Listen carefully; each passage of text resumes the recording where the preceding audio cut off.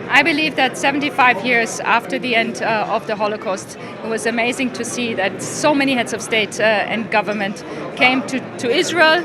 It's a big triumph over the Nazis that this event takes place in Israel, and I believe it is of enormous significance to bring everybody together, and not only to commemorate, which is of course very important, but to also acknowledge that the rising anti-Semitism today is a challenge not only to the Jews, but to all of us, to democracy, to our values, and that therefore also we must stand up against it. Practically speaking, do you feel that from your role, you want to leverage what we saw here?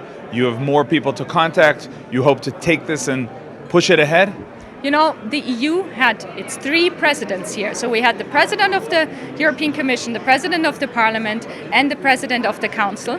I think this is unprecedented, and it shows also the commitment of the European Union to really stand up, and not only stand up, but also act, which means we have now a working group with the member states where we bring the member states authorities together with the Jewish communities, and then we discuss issues like security, like education, not only education of the Holocaust but also of Jewish life. We, for example, had Likrat with us the last time to explain what Jewish children do in order to explain their view on their Jewishness, and it's been really very special, and we will look in the next session on data collection and victim support. So we are moving forward with the member states. I believe what is significant is that all member states have committed to drafting national strategies on anti-Semitism. And so we are helping them with all the different instruments to draft those and then also to implement them. What are the emergency issues regarding anti-Semitism, things that could be done on the field? Well, I believe when it comes to the immediate action, it's still security.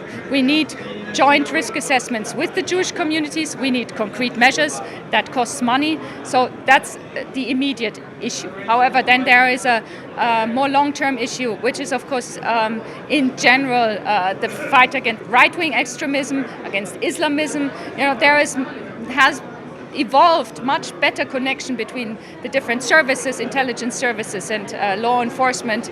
This is improving significantly. And then we have education as maybe the long-term project, where however we need to start now so we see the changes down the road. And the fact that it's coming from the right and from the left, different challenges, or you want to tackle these challenges as one?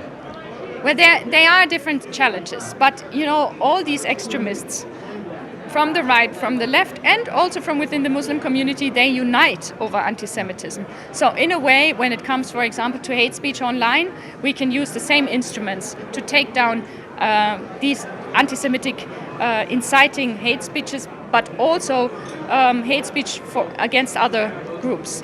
And I believe when it comes to fighting and addressing these prejudices among the mainstream people that may tend to different areas but are led by prejudices that can be tackled with facts, then we need to look at these facts individually. So these 2 days give you power and strength as you're going back to your office and continuing this important work. Anyway, coming to Israel is always a nice experience and gives a lot of courage to go on.